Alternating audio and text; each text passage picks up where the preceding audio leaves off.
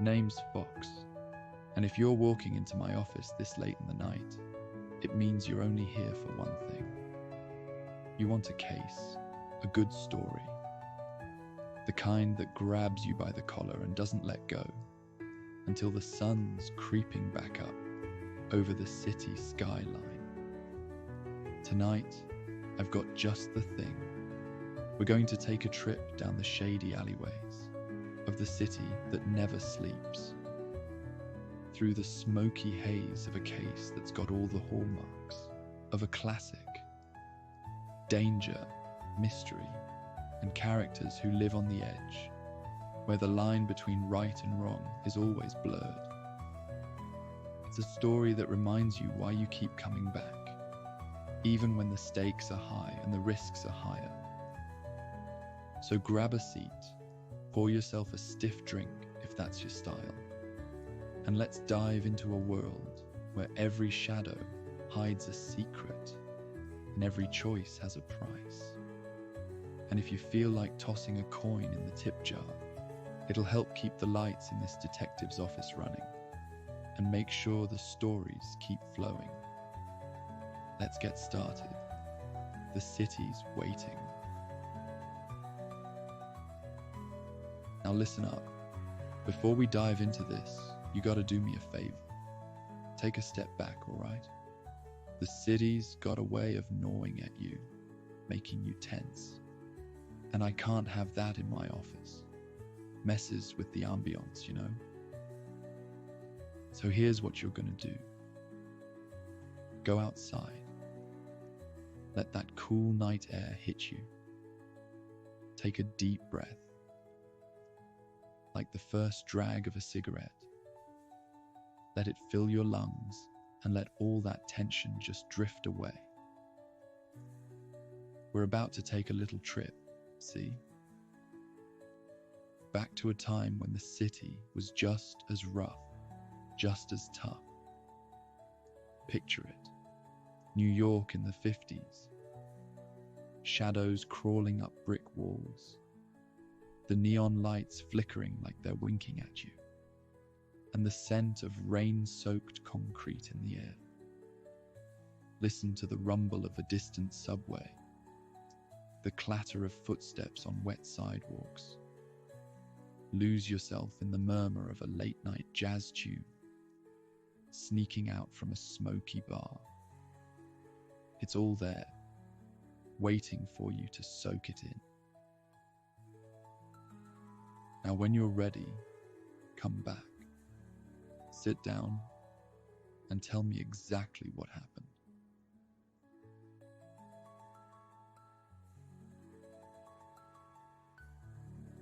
Charlie Bennet slouched at his desk, the leather creaking beneath him as he leaned back, letting the darkness of his office settle around him like an old, familiar coat.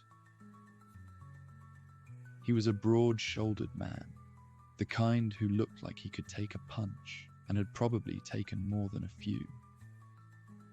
His hair, a messy mop of dark brown shot through with silver, was overdue for a cut, and his stubble had crossed the line into something rougher.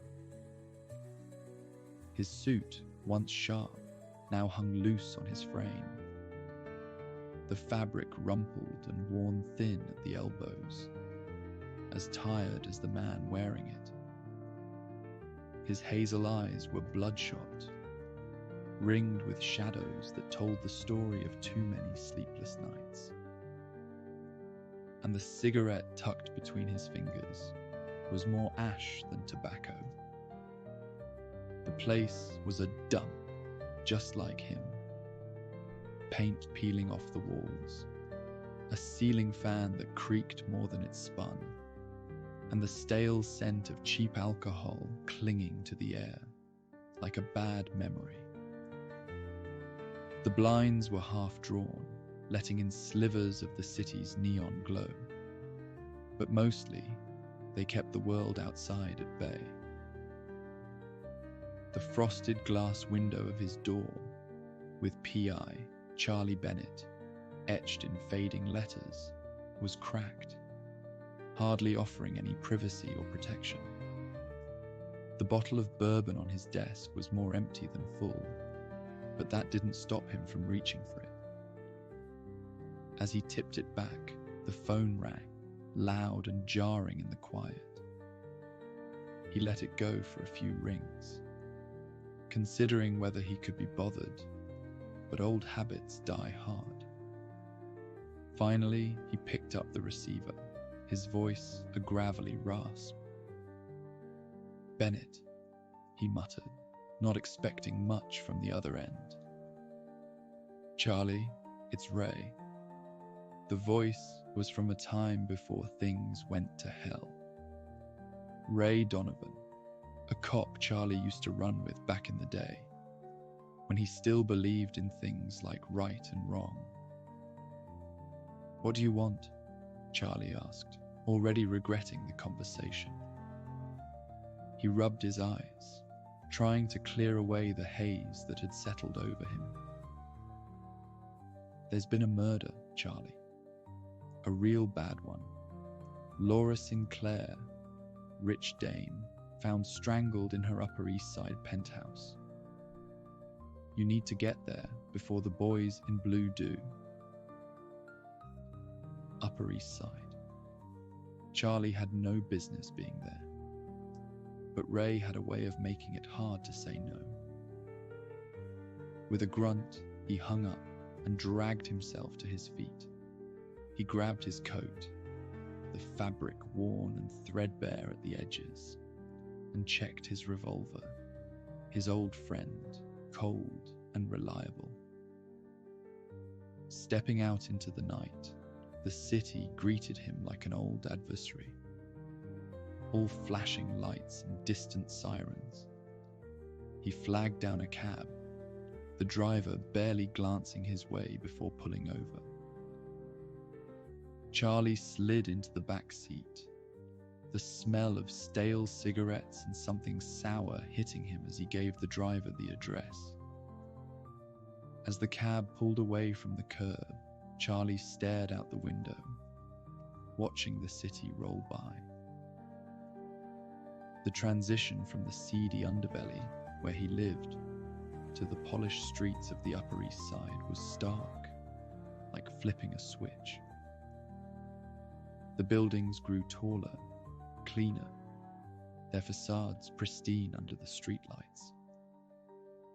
The sidewalks were lined with trees, their leaves rustling softly in the breeze, and the people who walked them were a world away from the drunks and lowlifes Charlie usually dealt with. Here, it was all tailored suits, glinting jewelry, and the quiet hum of wealth. When the cab pulled up in front of the building, Charlie couldn't help but let out a low whistle. The place was a fortress of glass and steel, with a doorman standing guard like some kind of ceremonial soldier. The cabbie glanced at Charlie in the rearview mirror, a hint of suspicion in his eyes, as if wondering what business a guy like him had in a place like this. Charlie threw a few crumpled bills at him and stepped out, the cool air hitting him like a slap to the face. Inside, the lobby was all marble and soft lighting, with a chandelier hanging overhead that looked like it cost more than Charlie would make in a lifetime. He didn't belong here, but then neither did death, and it had found its way in just the same. Charlie rode the elevator up, the silence of the ride only broken by the faint hum of classical music playing through hidden speakers. When the doors opened, he stepped out into a hallway that was all polished wood and thick carpets. The penthouse was at the end, the door ajar, a sign of the chaos that had likely erupted just hours before. The penthouse itself was something out of a magazine, a place where everything was in its place, and everything screamed money. The furniture was sleek, modern, the kind of stuff that people didn't really use, just admired. The walls were adorned with art that Charlie couldn't even begin to appreciate, and the view through the floor-to-ceiling windows was breathtaking.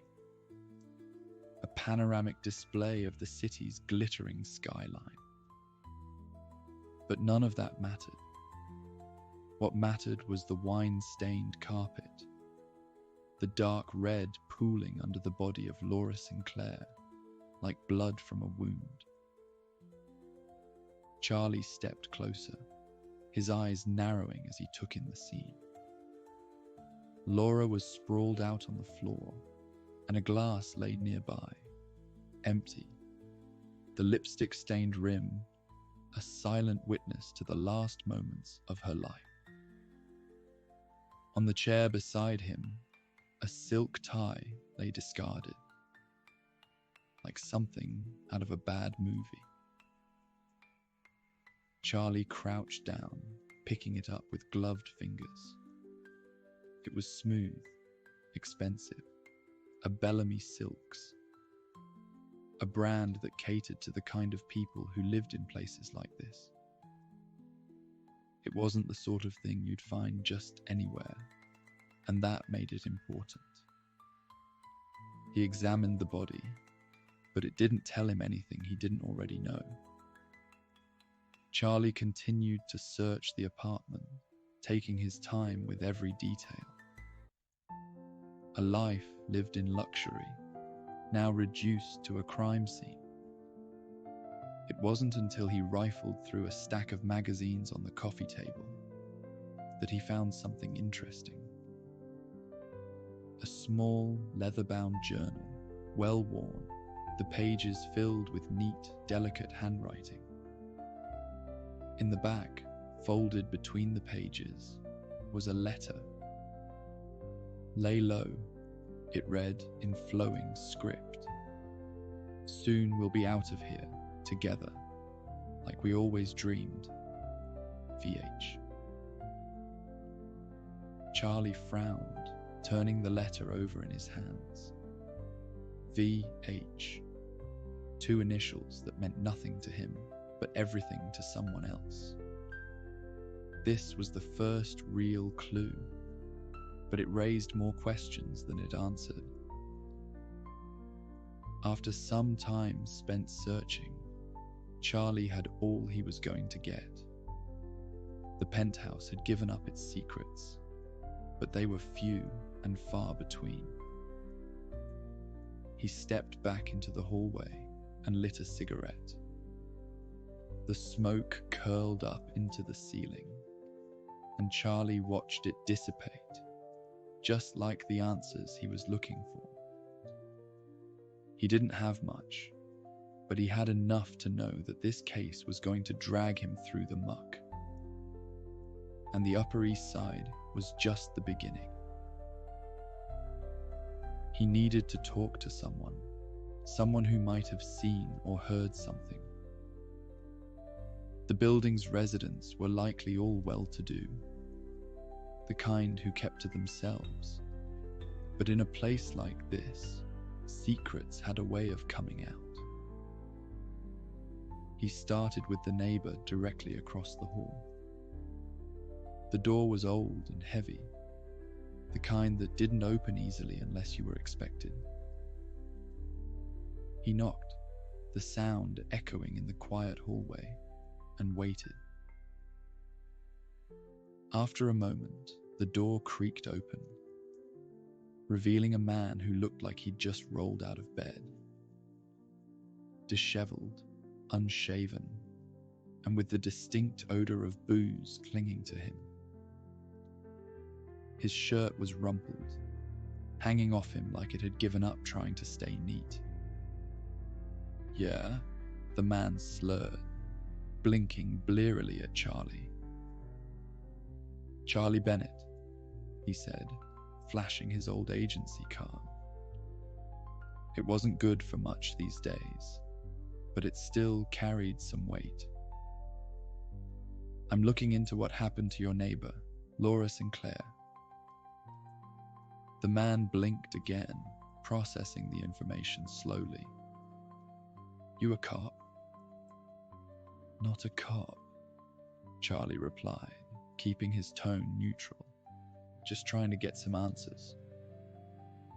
The man leaned against the doorframe, running a hand through his greasy, messy hair. Laura, shame, really. She was a looker, that one. Charlie resisted the urge to roll his eyes. Did you see or hear anything unusual in the last couple days? The man shook his head, then paused, as if reconsidering. Well, now that you mention it, I did hear some noise late last night.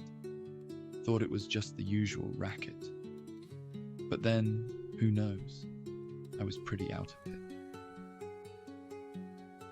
Charlie nodded, sensing the man was telling the truth, or at least what he remembered of it. Anything else? Any visitors, maybe? The man squinted, as if trying to bring the blurry details into focus. Nah, can't say I did, but there's been some weird stuff going on lately. Things going missing, small bits and pieces. Maybe it's connected, maybe not. The drunk man shifted slightly, trying to sound more credible. If you buy me a bottle, I might remember some more details. Charlie raised an eyebrow, waving the man off as he continued down the hall. It wasn't much, but it was something, and something was better than nothing. The next door he knocked on opened almost immediately, revealing a woman who looked like she'd been waiting for an excuse to talk to someone. The woman who stood there was middle-aged, with a face caked in too much makeup, and a cigarette smouldering between her fingers. Her eyes were sharp, taking in every detail of Charlie, in a way that made him feel like he was being sized up. Her long nails drummed against the doorframe. "Who are you?" she asked, her voice gravelly from years of smoking. He introduced himself again and said, "I'm looking into the murder of Laura Sinclair." The woman's eyes widened slightly, but she didn't seem surprised. "I knew it," she muttered, more to herself than to Charlie. "I knew something like this would happen. This building's gone to the dogs."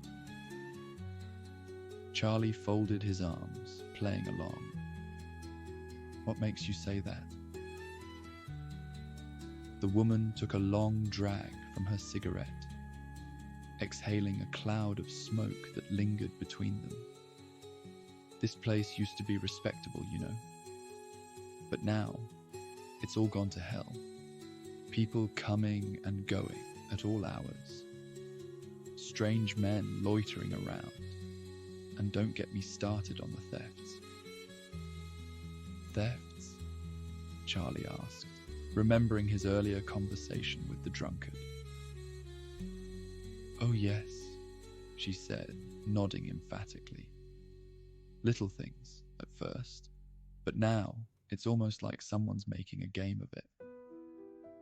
I've lost 2 rings and a bracelet, and the management hasn't done a damn thing about it." Charlie nodded, filing away the information. It seemed the strange thefts were a pattern, not just a coincidence. "Did you know Laura Sinclair?" The woman shrugged, flicking ash onto the floor. "Not well. She kept to herself mostly. But she had money, that much was clear. Always dressed to the nines. and always sneaking back up here at dawn. It's something, Charlie said, giving her a small nod of appreciation. Thanks. As he turned to leave, the woman called out, "Hey, you find out who's behind this. You make sure they get what's coming to them, all right? This place used to be nice." Charlie offered a half smile. "I'll do my best." He was about to head back down when the sound of soft footsteps caught his attention. He turned to see an older woman, approaching him with a concerned look on her face. She was short and craned her neck up to look at him. "Excuse me, sir," she said, her voice trembling slightly with age. "You wouldn't happen to be a detective, would you?" "I'm not a cop, if that's what you're after. But what do you need?" he answered, glancing at his watch, wondering if he had the time to spare. The woman grabbed his arm, her grip surprisingly strong for her age, and walked him back down the hallway as she spoke. "It's my cat, Valentino. He's gone missing. A beautiful Persian, white as snow. He's not been around for a couple days now, and I'm worried something's happened to him." Charlie sighed. The last thing he needed was to go on a wild goose chase for some old broad for free. But he had no concrete leads on the Sinclair case, and he'd always had a soft spot for animals. Charlie followed her to her apartment. It was richly decorated, with plush carpets, expensive furniture, and an air of refinement that spoke to old money. The cat's room, as she called it, was more lavish than most people's living quarters. A plush cushion in the corner, toys scattered about, and a small chandelier hanging from the ceiling. Predictably, he couldn't find anything in the woman's apartment. Feeling stumped for the second time that night, he decided he needed a breather. As Charlie stepped onto the balcony for a smoke, the city spread out below him.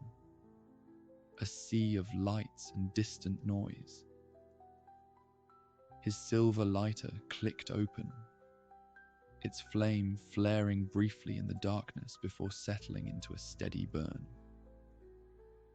He brought the cigarette to his lips, the end catching fire with a soft crackle as he took a drag. It was then that he caught a whiff of something odd, something fishy, literally. The smell was strong, wafting up from below, and it didn't belong in this posh part of town. Charlie leaned over the railing, scanning the street below. A French restaurant, a bit run down compared to its surroundings, was closing up for the night. The owner, a stocky man with a bushy mustache, was stepping out the back door, holding a bowl of something that looked like pâté. Charlie watched as the man placed the bowl down by the steps and headed back inside. A few moments later, a fluffy white cat appeared, drawn to the smell. Charlie couldn't help but smile as he realized he'd found Valentino. He made his way down to the alley and gently picked up the cat, who purred contentedly as Charlie scratched behind his ears. Back in the old lady's apartment, Charlie handed over the cat, who immediately curled up on his plush cushion as if nothing had happened. "Looks like Valentino's got a taste for the finer things," Charlie said dryly, watching the cat settle in. The woman beamed, overjoyed to have her pet back. "Thank you so much, Mr. Bennet. Would you care for a cup of tea as a thank you?" Charlie declined politely, glancing around the room. That's when he noticed something odd, small items scattered around that seemed out of place. A fancy cigarette case, a pair of cufflinks, even a bracelet. Most of them matched the descriptions of the items the neighbors had mentioned as missing. Charlie smirked, bending down to pet Valentino one last time. "So you're the little thief?" he murmured, amused. But his hand froze when he noticed the initials on the cigarette case. LS, Laura Sinclair. He slipped the case into his pocket, his mind spinning like the city at midnight. The logo etched on its surface, a blooming black dahlia, belonged to one of the hottest joints in town. The kind of place where secrets were poured as freely as the drinks. He finally had a lead, a thread to pull on, and maybe, just maybe, it would unravel the whole mess. The night had wrapped its cold fingers around the city by the time Charlie Bennet trudged back to his office. The familiar creak of the wooden floor greeted him as he pushed the door with the frosted glass window open. It wasn't much, but it was home, or at least the closest thing he had to one. He tossed his coat over the back of his chair and dropped the cigarette case onto the desk. The Black Dahlia. Charlie had heard whispers about the place. A nightclub that catered to the elite. The type of people he didn't know much about and wanted to know even less. Charlie knew he needed more information, and there was only one person he trusted to help him get it. He'd call Ray tomorrow, but right now, sleep had its hooks in him, dragging him down into the murky depth. The couch groaned as he collapsed onto it, the rough fabric scratching at his skin, but it didn't matter. His eyes shut, and he was pulled into a restless, uneasy dreamscape, where the shadows seemed to whisper secrets he wasn't ready to hear. Charlie woke with a start, the sunlight streaming in through the cracked blinds, cutting through the haze in his head. He rubbed his eyes, trying to shake off the remnants of sleep. The clock on the wall ticked away quietly, and he squinted at it, trying to make out the time. noon. He sat up slowly, his muscles stiff from a night spent on the lumpy couch. The room was bathed in the harsh light of day, making everything look even more run down than it usually did. He needed coffee, badly, but first, he needed to make a call. He dragged himself over to the desk and picked up the receiver, dialing Ray Donovan's number. The phone rang twice before Ray answered, his voice rough from too many late nights on the job. "Charlie, how'd it go?" Charlie leaned back in his chair, lighting a cigarette. The familiar burn in his throat was a welcome sensation, something to anchor him in the here and now. "We need to talk."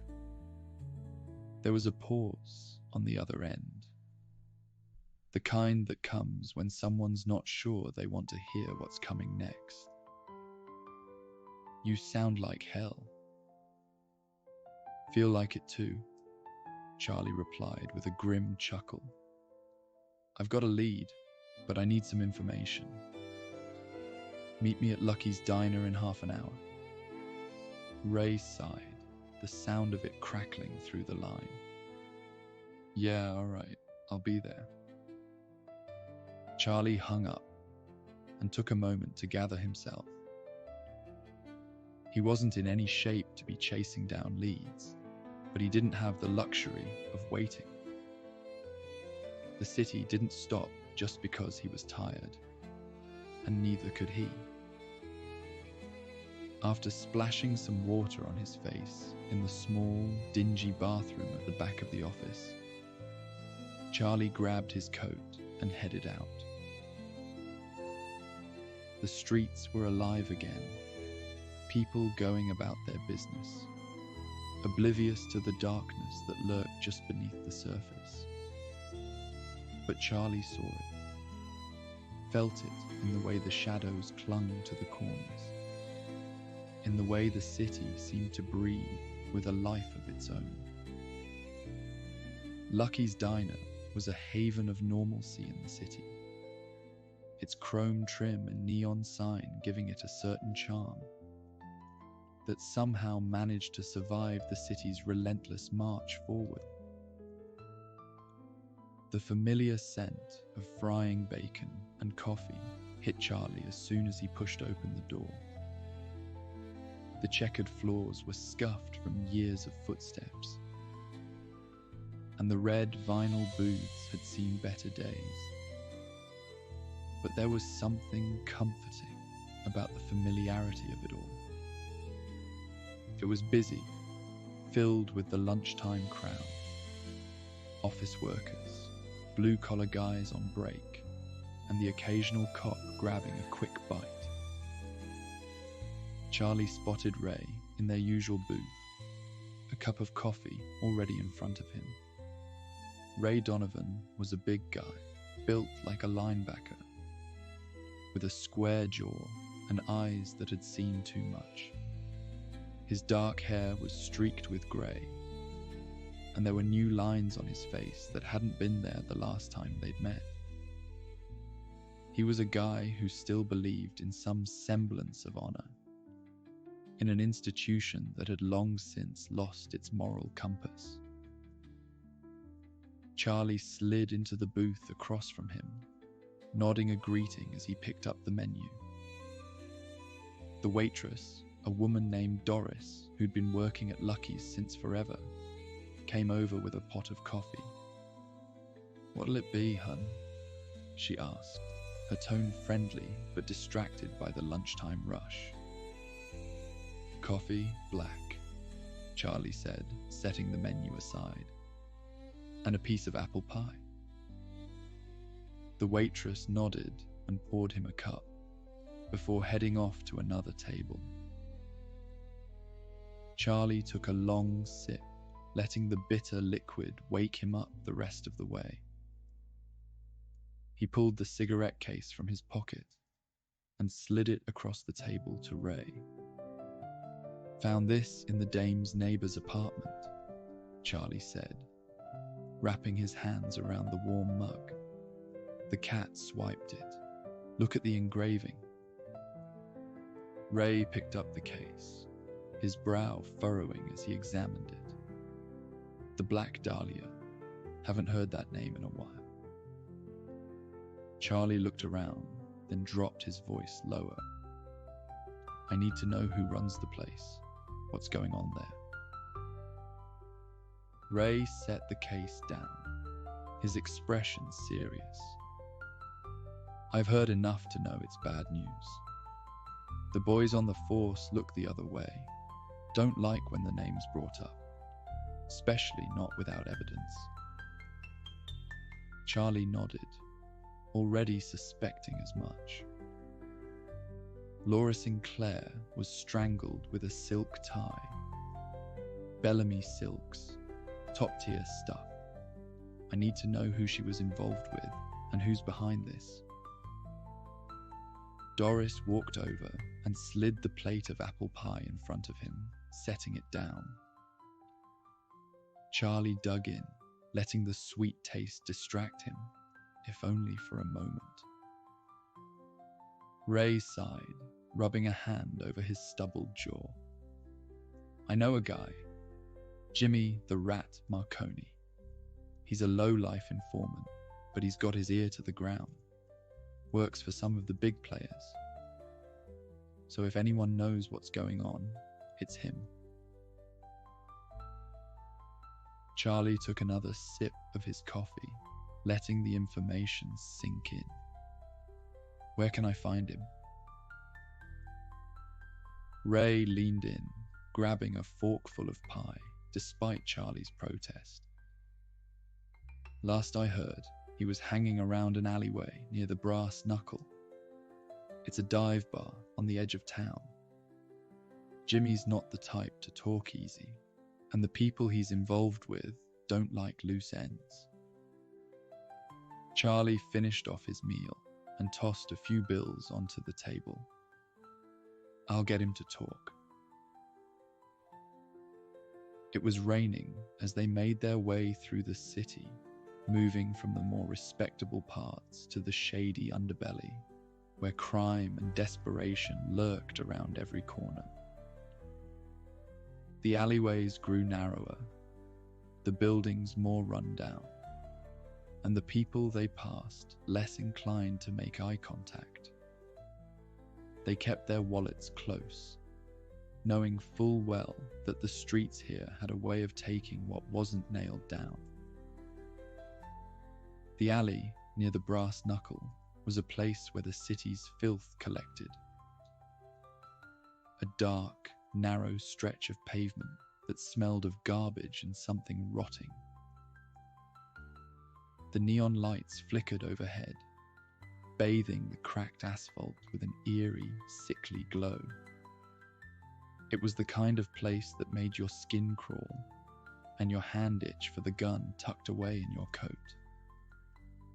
As they moved deeper into the alley, they passed a woman leaning against the wall, her heavy makeup smeared and her clothes a little too tight. She gave them a once-over, her lips curling into a suggestive smile. Charlie shook his head preemptively, pushing past. The woman shrugged, losing interest as they continued down the alley. Ray led the way, his eyes scanning the shadows for any sign of their target. They found Jimmy the Rat Marconi at the far end, hunched over in the middle of some shady deal. The moment he saw them, his eyes widened, and he muttered a curse under his breath before making a break for it. "Damn it, Jimmy," Ray shouted as they both took off after him. The chase was short but intense, their footsteps echoing off the brick walls as they closed in on him. Jimmy was quick, but fear made him sloppy. He tripped over a pile of crates, and before he could recover, Charlie and Ray were on him, tackling him to the ground. Charlie hauled Jimmy up by the collar, shoving him against the wall. The man wheezed, his eyes darting around in panic. "I don't know nothing," he protested, his voice shaky. Charlie's patience was already wearing thin. "That's funny, considering I haven't even told you what I'm after. Now you're going to tell me about the Black Dahlia. Who's running the place? What goes on there?" "I don't know," Jimmy insisted, trying to squirm free. But Charlie wasn't in the mood for games. He yanked him closer, his fist connecting with the man's gut. Jimmy doubled over, gasping for air. "Cops ain't supposed to hit people for no reason," Jimmy wheezed, clutching his stomach. "Good thing I'm not a cop," Charlie growled, delivering another punch. Ray stood off to the side, leaning against the alley wall and lighting a cigarette.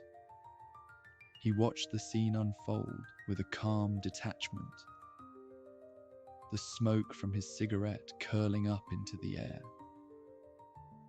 Eventually, Jimmy broke, his fear outweighing his loyalty. "All right, there's dark shit going on at the club, but I don't know who's behind it. I'm just a small fry. You want to know more? You got to talk to the working girls there. They know the score better than anyone."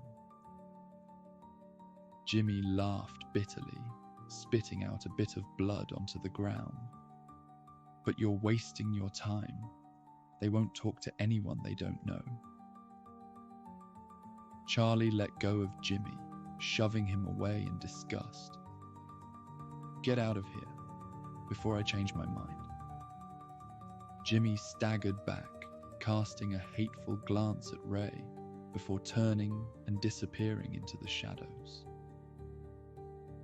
Ray took a long drag on his cigarette, exhaling slowly as he watched Jimmy go.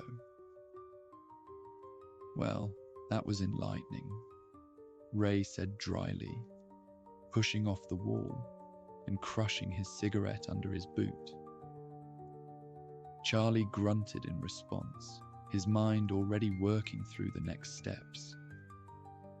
The Black Dahlia was starting to look more and more like the key to this whole mess. And if he was going to get any real answers, he'd have to dive into its depths, whether he liked it or not. He thanked Ray for the help, and the two parted ways on a good note. A rare occurrence in a city that had a way of turning friends into foes. Charlie moved through the city, the night thick and oppressive, like it was swallowing him whole. Steam curled up from the grates, tendrils of it wrapping around his legs, as if the streets themselves were alive, reaching out to stop him.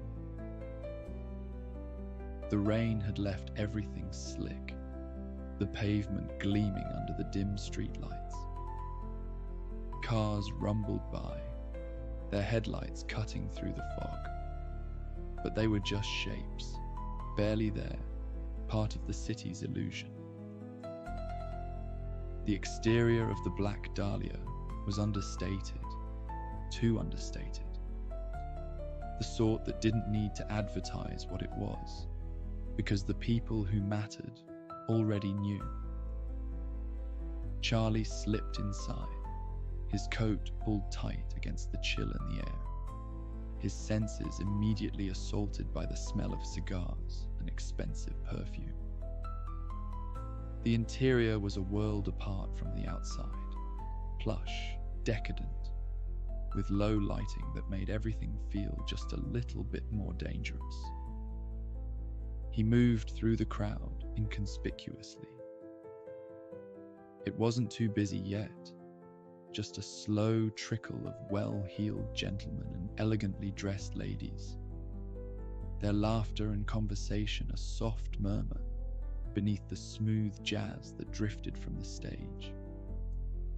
This was a place where money changed hands, where deals were made with a smile and a handshake, and where the wrong question could get you into trouble faster than you could finish your drink. Charlie approached the bar, where a few of the girls were gathered, their eyes flicking over him with casual disinterest. He wasn't here to draw attention, just to listen, to see if anyone knew something they shouldn't. One of the women caught his eye. She stood out, not because of her looks, though she was beautiful, but because of the way she carried herself. Auburn hair, deep green eyes that had seen more than they should have, and an attitude that said she wasn't here to play nice.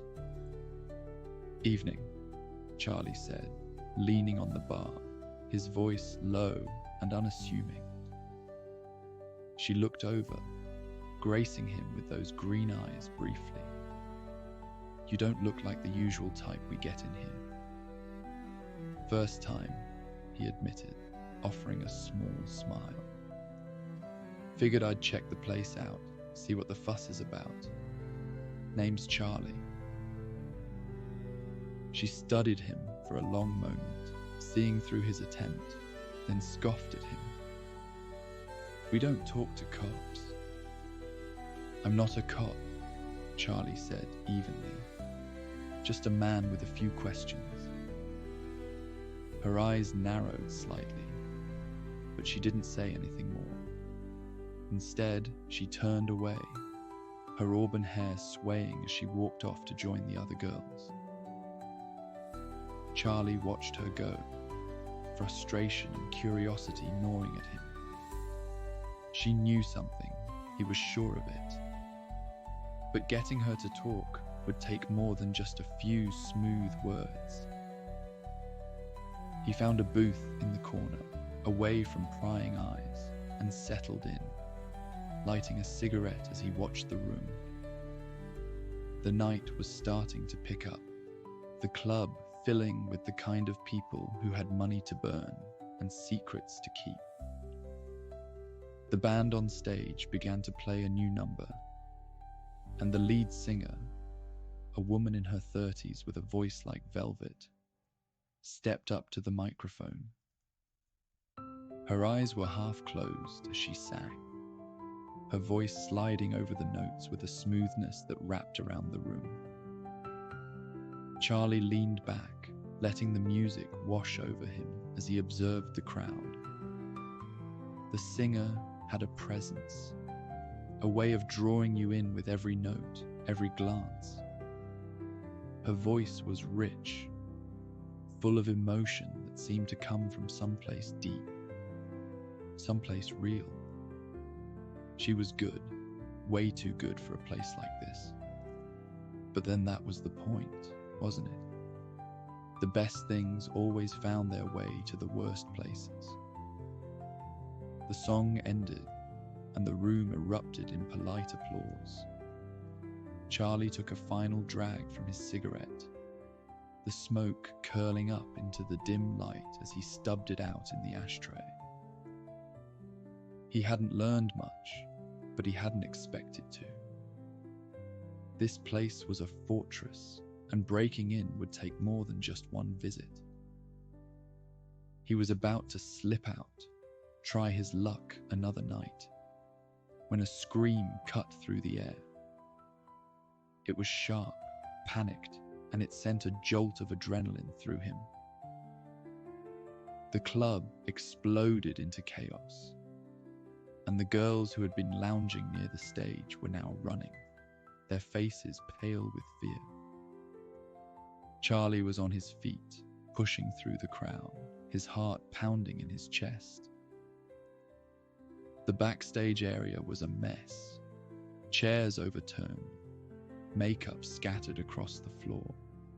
But all of that faded when he saw her, the singer, lying crumpled in the corner of her dressing room. Her body was twisted, her once beautiful face contorted in a grotesque mask of pain and terror. And around her neck, cutting into her skin, was a silk tie. Charlie knelt beside her, his mind racing. The tie was just like the one used on Laura Sinclair. The same brand, Bellamy silks. 2 murders, 1 night apart, both with the same chilling signature. This wasn't just a murder, it was a message. He rose to his feet, scanning the room for anything that might give him a clue. But there was nothing.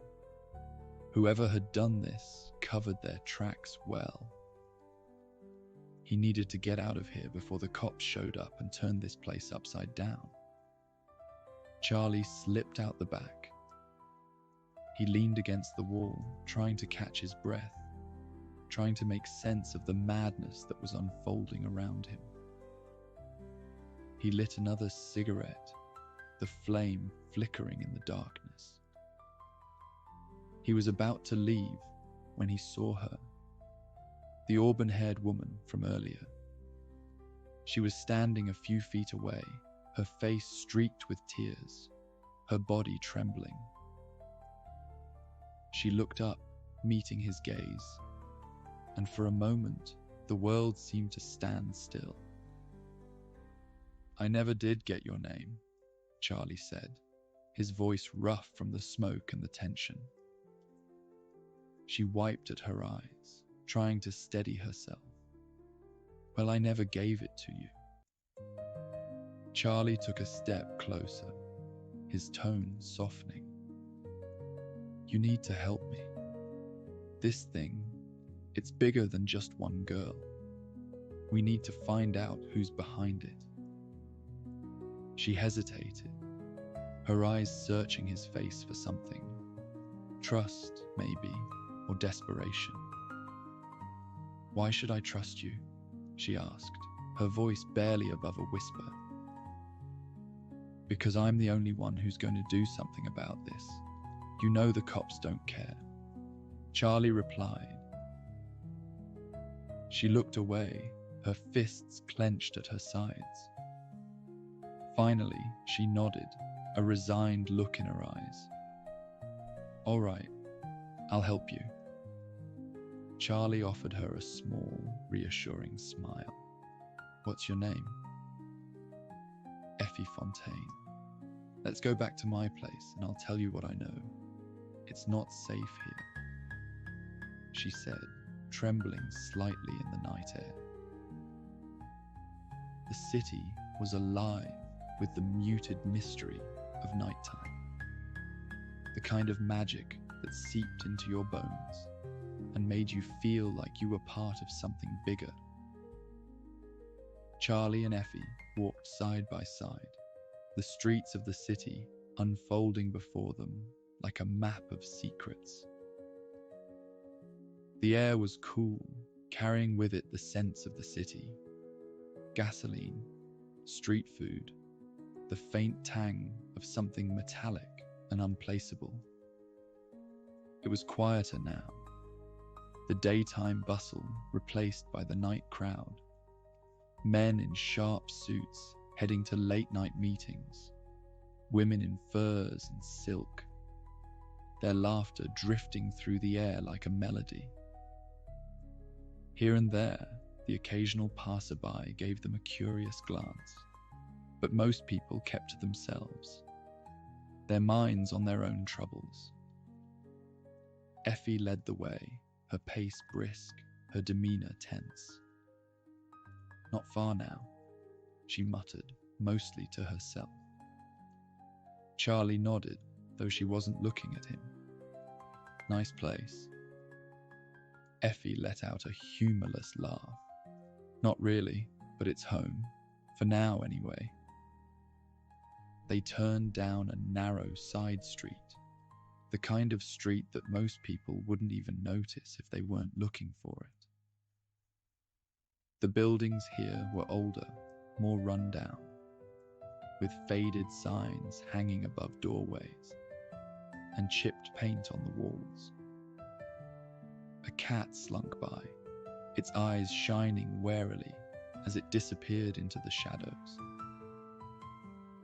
Effie slowed as they approached a brick building that had seen better days.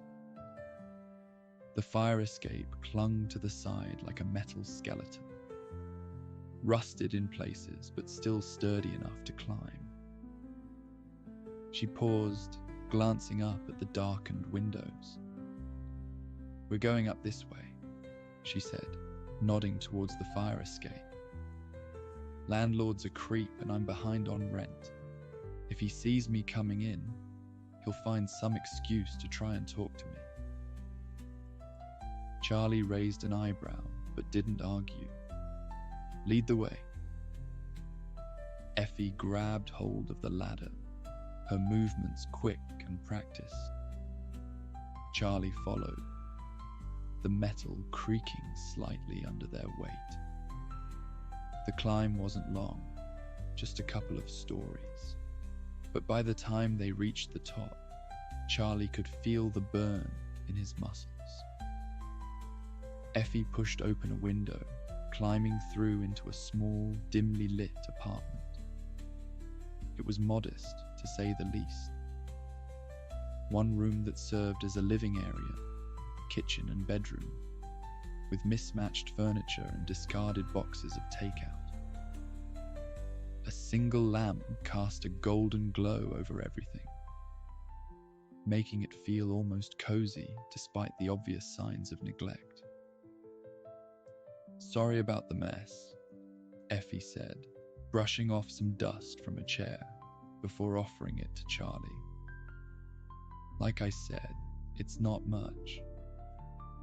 He took the chair, settling into it with a grateful sigh.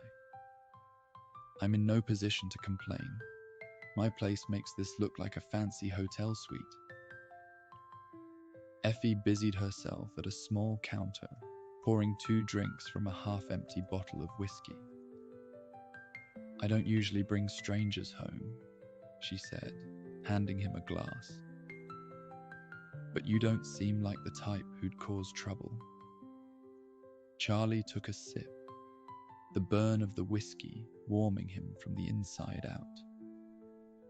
"Thanks." Effie leaned against the counter, her gaze distant for a moment. "You want to know about the Black Dahlia, about what really goes on there?"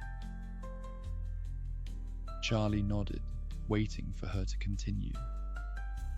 "There's an underground speakeasy at the club," she began, her voice steady, but with an edge of bitterness. "It's where all the real deals happen. Gambling, drugs, you name it. The people who run it, they're not the type you cross lightly. And the man in charge, whoever he is, he's a ghost. No one knows his name, what he looks like, nothing. He works from the shadows, lets others do his dirty work." Charlie leaned forward, running a hand through his unkempt hair in disbelief. "And the cops? They just let it slide?" Effie's lips twisted into a grim smile. "There's a crooked cop on the payroll. I've seen him, counting his cash as he walks through the dressing rooms, leering at the girls. He's got them all scared. No one wants to end up like Vivian." "Vivian," Charlie repeated, feeling a knot tighten in his chest. "The singer." Effie nodded, her eyes dropping to the floor. "Vivian Hayes.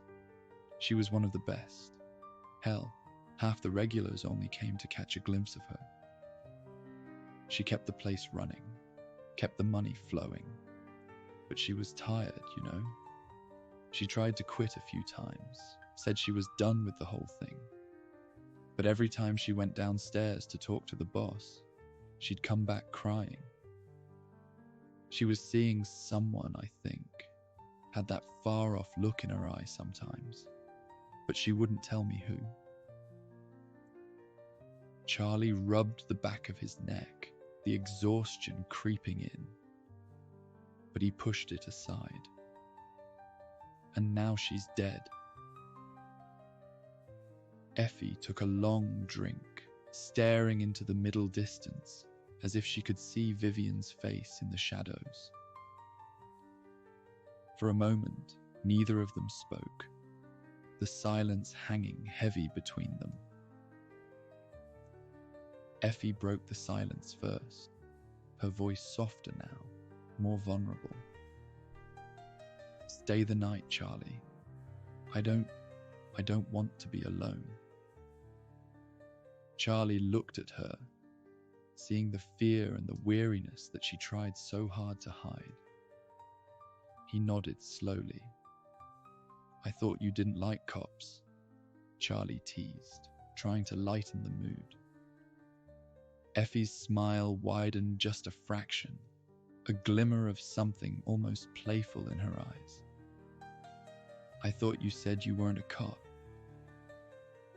Charlie chuckled, the sound low and dry. "You got me there." The tension between them eased a little, the shared burden of the night making them feel like they were in this together.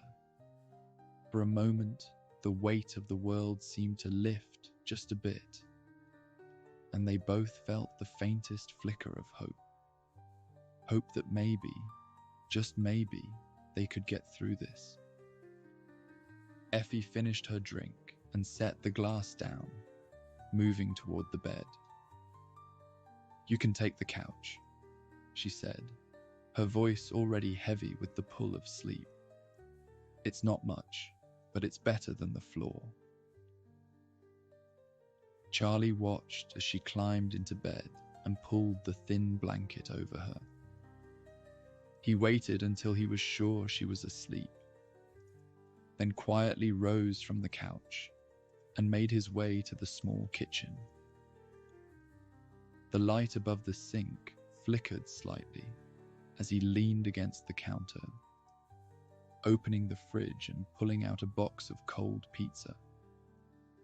The leftover slices were stiff and a bit dry, but they'd do. He grabbed a piece, took a bite, and let the bland taste fill the empty spot in his stomach. The world outside was silent now, save for the occasional distant rumble of a car passing by, or the faint echo of a siren far off in the city. Charlie lit a cigarette, taking a long drag as he chewed on the pizza. The night had been a whirlwind, but now, in the quiet solitude of Effie's tiny apartment, he could start to piece it all together. Laura Sinclair, the initials on the letter, Vivian Hayes, the Black Dahlia. They were all connected, he was sure of it. Laura must have been a regular at the club, drawn into the underground speakeasy, where the stakes were high and the losses even higher.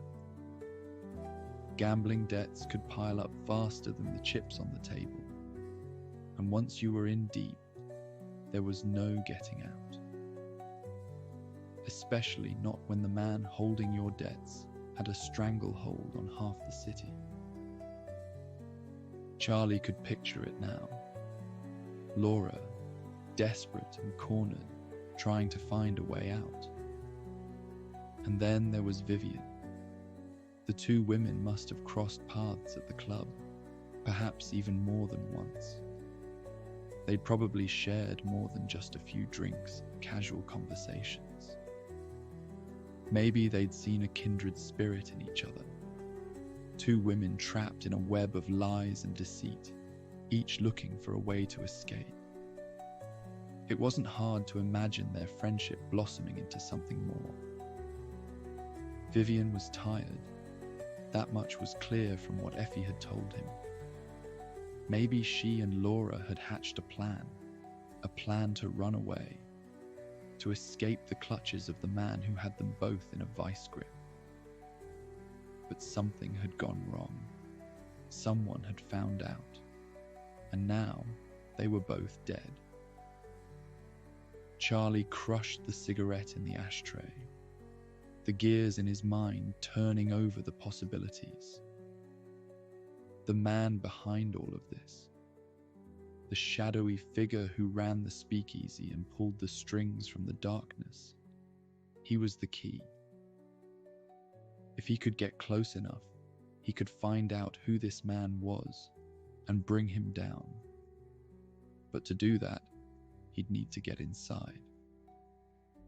The next morning, Charlie woke with a pounding headache, his neck stiff from where he'd fallen asleep against the kitchen counter.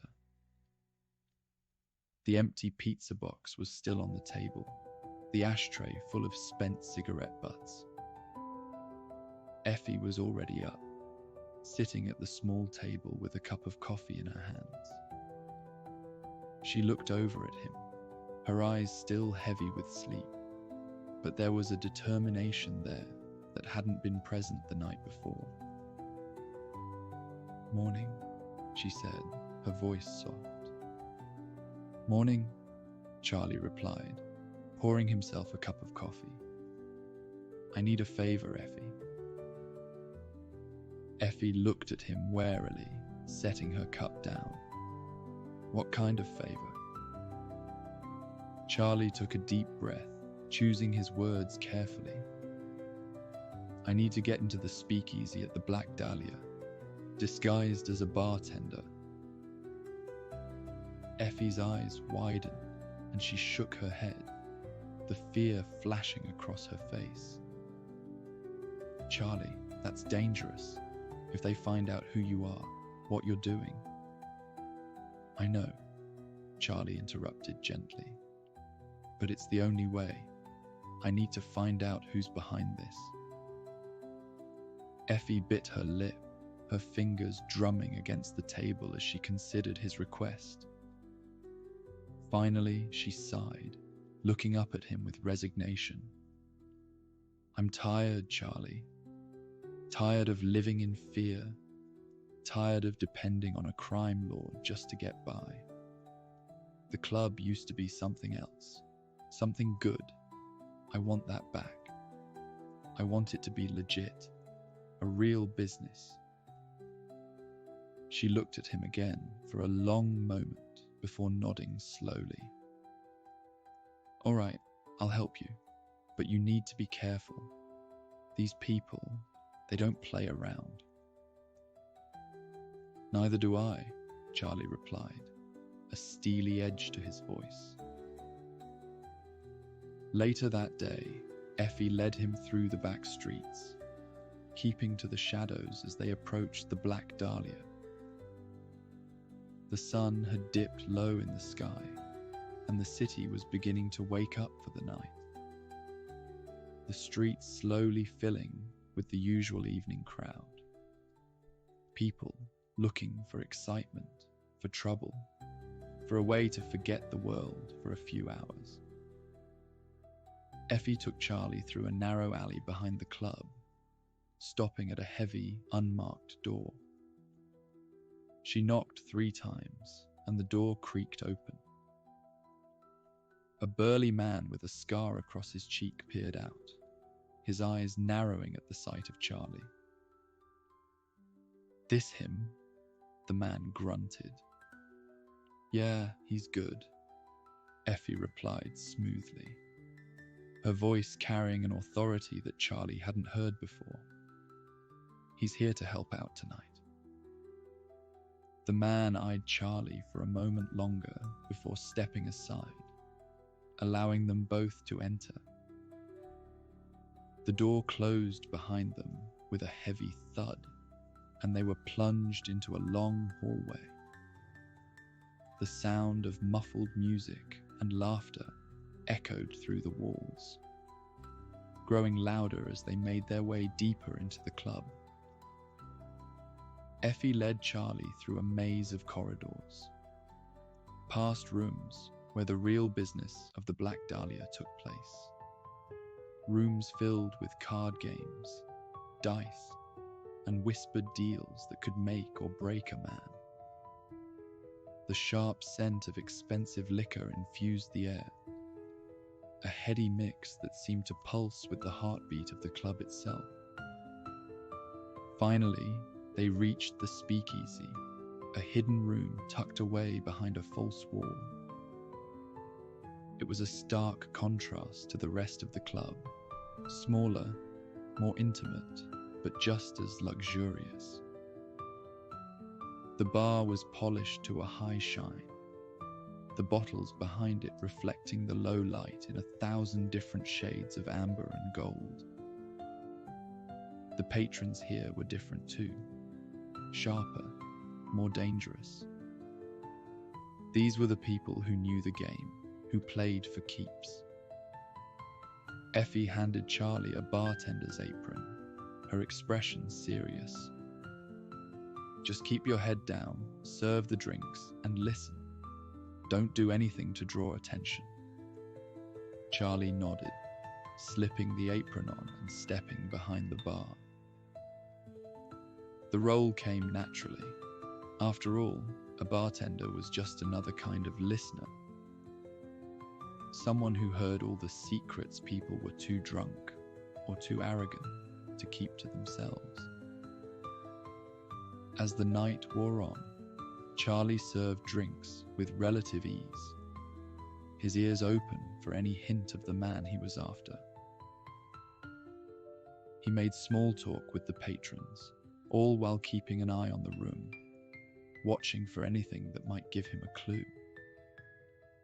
He saw the flicker of nervous glances, the tight smiles that didn't reach the eyes, the way some men leaned in just a little too close when they spoke, as if they were afraid of being overheard.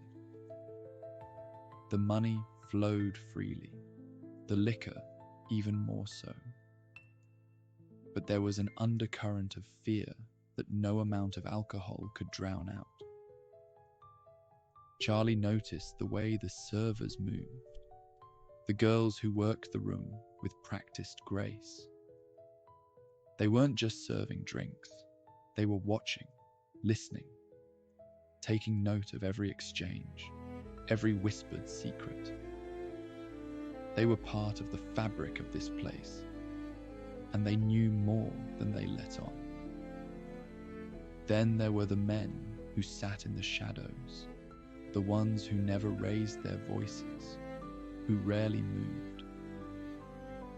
They were the ones who controlled the flow of the night, the ones who nodded or shook their heads to signal the end of a conversation, the closing of a deal. Charlie couldn't put names to faces yet, but he knew that these were the men who mattered, the ones who held the power. Then, just as the night was beginning to wane, a man walked up to the bar. A man who commanded attention without saying a word. He was tall, with broad shoulders and a presence that seemed to fill the room. His hair, thick and streaked with silver, was slicked back with meticulous precision, adding to the aura of authority that surrounded him. His face was angular, with high cheekbones and a strong jaw, the kind of face that had seen much and given away little. There was a certain hardness to his features, softened only slightly by the faint lines at the corners of his sharp, dark eyes that missed nothing. He was dressed impeccably, in a tailored suit that clung to his frame with the ease of long familiarity. The suit was a deep charcoal grey, the fabric so fine it seemed to absorb the dim light, giving him an almost shadowy appearance. His shirt was crisp, white as snow, with cufflinks that glinted gold every time he moved his hands. But it was the tie that caught Charlie's attention. A deep, rich blue, with a subtle sheen that hinted at the quality of the silk. It was the kind of tie that wasn't just an accessory, but a statement. Charlie kept his expression neutral as he poured the man's drink, careful not to let on that he'd already marked him as someone important. "Evening," Charlie said, his tone casual as he handed over the glass. "That's a sharp tie you've got there. Looks like it's worth more than my whole wardrobe." The man glanced down at his tie, his lips curling into a faint, knowing smile. "You've got a good eye," he replied, his voice deep and smooth, with a slight rasp that suggested years of whiskey and cigars.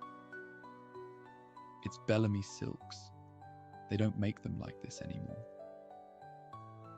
Charlie nodded, feigning a casual interest. "Bellamy silks, huh? I've heard of them. Supposed to be the best, right?"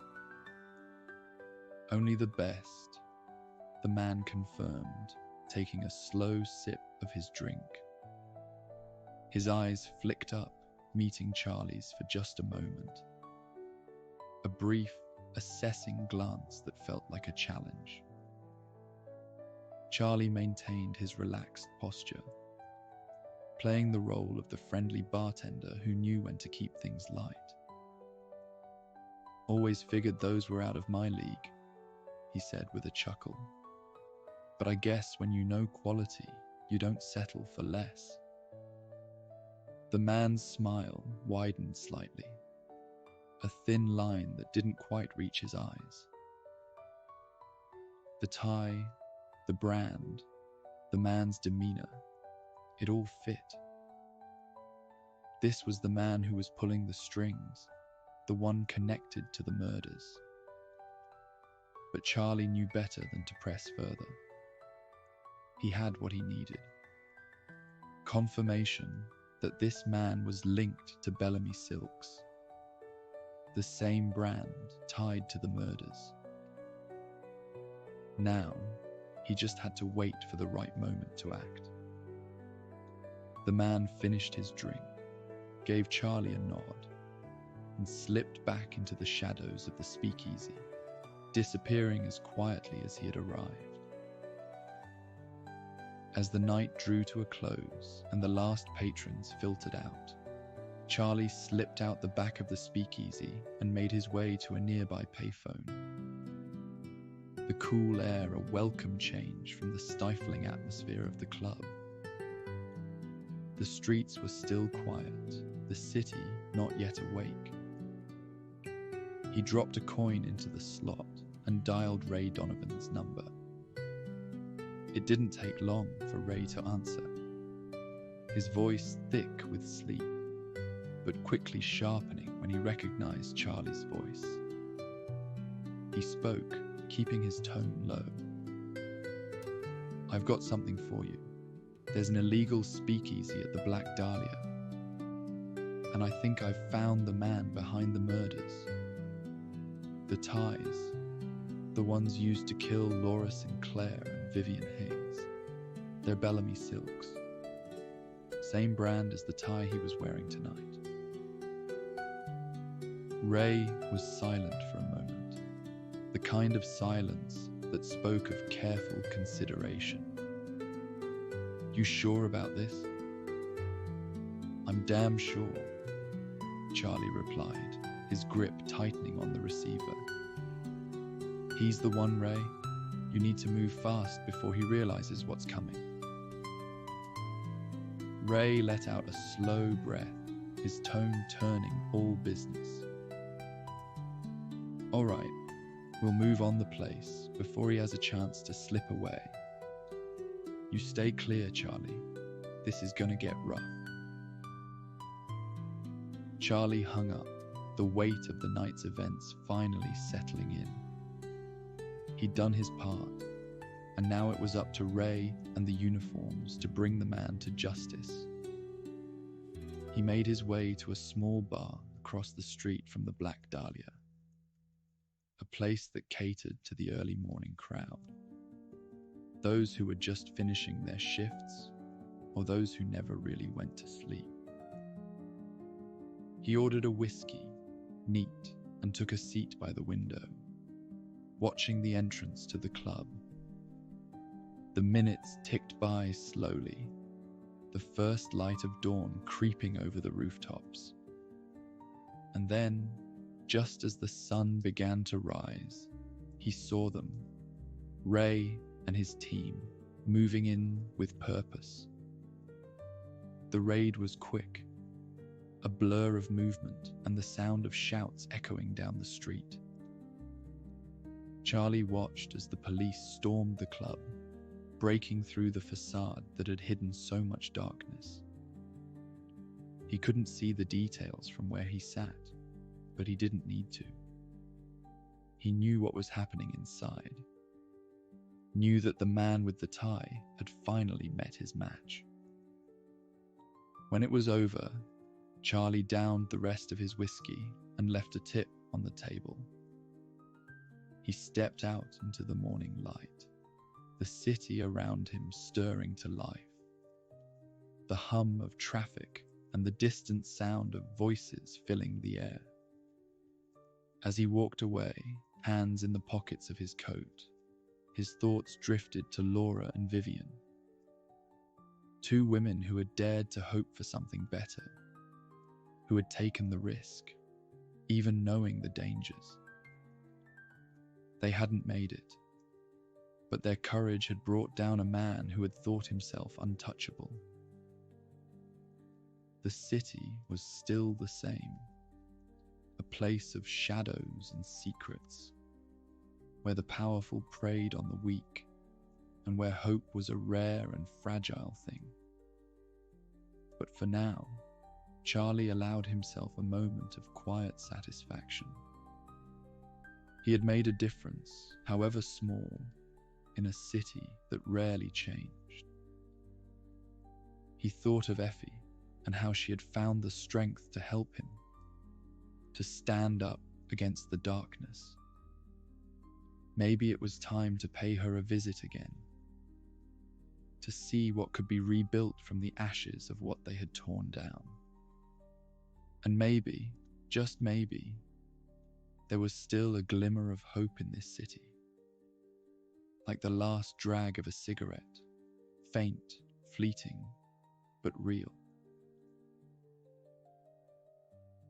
And so, my friends, we close tonight's case and file it away.